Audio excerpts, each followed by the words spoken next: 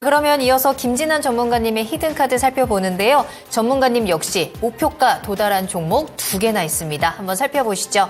자, 어떤 종목이냐면요. 지난 2월 20일과 2월 27일에 추천해 주셨던 STI 그리고 유한양행이라는 종목입니다. 두 종목 모두 목표가 달성을 하면서 수익률 20% 가까이 체크가 되고 있는데요. 전문가님, 이 두 종목 저희 리뷰 한번 해볼까요? 네, STI 같은 경우에는 제가 HBM 리플로우 장비 쪽으로 해서 제가 추천을 드렸던 종목입니다. 근데 PSK 홀딩스랑 많이 고민을 좀 했었거든요. 이 STI도 모두 다 좋은 종목들이어서. 근데 PSK 홀딩스 같은 경우에 시총이 한 9천억 정도 되고 STI 같은 경우에 시총이 한 6천억 됩니다. 그래서 추가적으로 좀 상승 여력이 좀 더 있어 보이거든요. 근데 뭐 반도체 섹터가 좀 더 이제 HBM이 이제 같이 좀 가야지 좀 움직임이 좀 있기 때문에 네. 예, 뭐 그런 어떤 반도체 전반적인 어떤 섹터의 어떤 흐름을 좀 참고하시고 추가적으로 접근하시면 어떨까 합니다. 그래서 만약에 뭐 신규 접근하신다면 좀 더 내려오면 보셔야 됩니다. 내려온다고 하면 36,000원대 정도에서 매수를 좀 해볼만 하고요. 요거는 시총 한 7,000원에서 8,000원 정도까지 한번 홀딩 해볼만 합니다. 왜냐하면 PSK 홀딩스 같은 경우에 시총이 한 1조를 저는 돌파할 거로 좀 보고 있거든요. 그래서 HBM 섹터는 아직까지 뭐 제가 단기적으로 3월 18일에 어떤 일정도 있습니다. GTC 2024 어떤 일정도 있기 때문에 추가적으로 보시면 어떨까 합니다.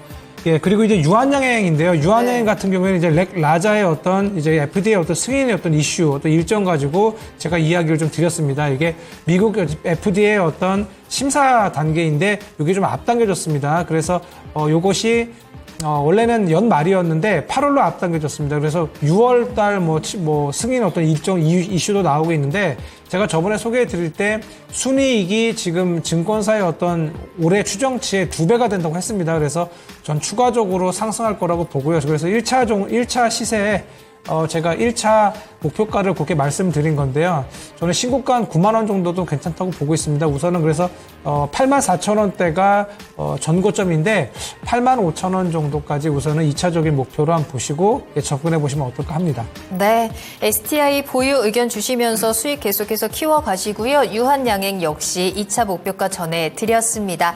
자, 그러면 오늘의 히든카드를 만나봐야 할 것 같은데요. 키워드 어떻게 잡으셨을까요? 네, 금리 인하 수혜 섹터라고 잡아봤습니다. 금리 인하에 저희가 좀 집중을 해본다면 정확하게 어떤 섹터인지 궁금한데요. 네, 아무래도 뭐 제약바이오입니다. 계속해서 뭐 일정이 4월 이제 AACR도 있고, 네. 그다음에 이제 6월에도 계속해서 학회가 이어지고요. 그다음에 이제 금리 인하 기대감이 이제 위험자산 선호 현상이 이제 뚜렷한 쪽으로 이제 계속 가고 있습니다. 뭐 비트코인 쪽도 뭐 디지털 금이라고 해가지고 뭐 금도 같이 뭐 상승하면서 안전자산 뭐 이렇게 뭐 얘기도 나오는 그런 모습인데 결국 달러 인덱스가 좀 내리고 있거든요. 뭐 그런 거는 결론적으로 이제 미국의 국채 금리 어떤 내리고 금리 인하 뭐 그런 어떤 기대감이 지금 반영되고 있다라고 보여집니다. 그래서 뭐 지난 어떤 연초에도 금리 인하 기대감으로 계속 제약바이오가 좀 움직임이 있었지 않습니까? 그때도 어떤 JP 모건 헬스케어라는 학회 어떤 그런 어떤 바이오의 큰 행사 어떤 이슈가 있었는데 이번에도 뭐 상당히 큰 이슈입니다. 그래서 항암 어떤 미국 어떤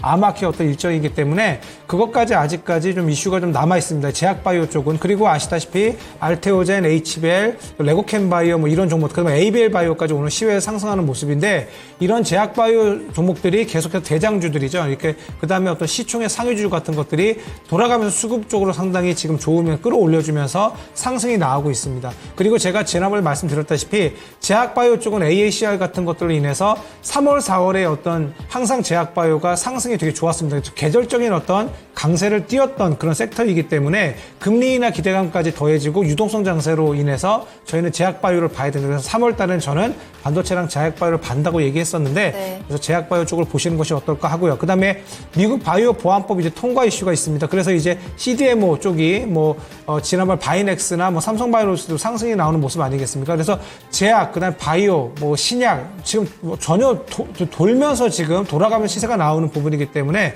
주목을 좀 하셔야 됩니다. 예. 알겠습니다. 자, 그럼 제약바이오 관련해서 어떤 종목을 봐야 되는지 현재 시장에서 제약바이오 계속해서 좀 모멘텀에 따라서 힘을 응축하고 있는데요. 종목으로 살펴보겠습니다. 히든카드 후보 종목입니다. 보령, 알리코 제약, BC월드 제약, JW 중해제약 있고요. 유유제약, 일동제약을 가지고 오셨는데요. 일단 다 제약 들어가고 보령만 안 들어가는데. 네. 그렇죠? 이게 약간 힌트가 될까요? 오늘 히든카드 어떤 거 가져오셨어요? 네, 대단하십니다. 네, 보령 맞아요? 맞습니다. 네. 네, 보령입니다. 보령을 가져오신 이유는요? 네, 보령은 이제 그 특허 만료를 앞둔 이제 고혈압 치료제 카나브 이제 복제약 제네릭 출시가 이제 지연될 것으로 예상됩니다. 여기에 이제 세계적으로 이제 인기를 끌고 있는 일라이 릴리 아시지 않습니까? 비만약 쪽으로 이제 그 새로운 치료제 제파운드의 국내 유통을 담당할 어떤 기대감을 좀 가지고 있습니다. 아까 방금 말씀드린 이 보령의 주요 의약품입니다. 이 카나브 같은 경우에 특허 만료 때문에 이제 복제약 출시에 따른 약간 인하 우려가 좀 컸습니다. 근데 이게 이제 복합제입니다. 듀카브에 대한 특허 소송에서 이제 알리코 제약이 이제 걸었던 어떤 이슈인데 요게 이제 승소를 했습니다. 그래서 약가 인하의 가능성이 낮춰졌습니다. 그래서 요것이 아까 듀카브 같은 경우에 2031년 8월까지 이 복합 조성물 특허로 보호받을 수 있게 됐습니다. 그래서 매출이 31년 8월까지 지속적으로 괜찮을 어떤 그런 이슈가 있다는 얘기죠. 여기에 이제 올해 이제 HK 이노엔하고 이제 공동 마케팅을 하게 됩니다. 그래서 HK 이노엔의 위식도 역류 질환 치료제 있지 않습니까? K캅 있지 않습니까? 그것이 이제 함께 이제 판매를 하면서 실적도 이제 좋아지게 됩니다.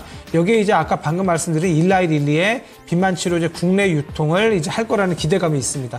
보령의 일라이 릴리의 이제 GLP 원 기반의 당뇨 치료제 트루시리티를 이제 유통하고 있습니다. 그래서 이제 앞으로 나올 제파운드도 아마 보령이 담당이 되지 않을까 이런 시장의 기대감이 있거든요. 그래서 지금 올해 매출이 1조 496억 원, 영업이익이 955억 원으로 늘 것으로 전망이 되는데 뭐 이것은 작년하고 비교해서 매출이 22%, 영업이익이 39.9%, 거의 40% 정도 늘어나는 그런 규모이고요. 요것도 이제 뭐 내년에도 이제 요게 1조 1734억의 어떤 매출, 그다음 영업이익이 1173억으로 계속적으로 좀 상승하는 어떤 그런 부분이 있습니다. 여기에 이제 뭐 이쪽 CEO가 이제 우주 어떤 산업도 좀 한다고 하는데 뭐 그런 쪽들보다는 지금 본업에서 계속해서 뭐 매출이 뭐 좋고 순이익도 좋은 그런 기업이거든요. 그래서 뭐 지금 신약 개발 업체 뭐 이런 건 아니지만 앞으로 뭐 꾸준하게 어떤 실적이 기대되는 그런 회사이기 때문에 좀 뭐 여러 가지 뭐 저희 방금 얘기 드린 시총 상위 그런 제약 바이오주에 좀 묻어서 그냥 꾸준히 그냥 안정적으로 우상할 수 있는 기업이라고 제가 생각합니다. 그래서 제가 추천을 드리고요. 앞으로 이제 8개에서 9개 개량 신약, 그다음 복제약을 출시할 예정도 있습니다. 그래서 여러 가지 어떤 이슈가 있으니까 추적해 보시기 바라고요. 그리고 이제 매수가는 제가 12,740원 정도를 제가 오늘 종가 정도로 제가 봤고요. 목표가는 14,000원인데 좀 추가적으로 15,000원, 16,000원도 보고 있습니다. 우선 1차 목표가로 14,000원 드리고 손절가는 좀 의미 없다고 보고 있습니다. 그래서 좀 낮게 잡았습니다. 11,200원 제시합니다. 네.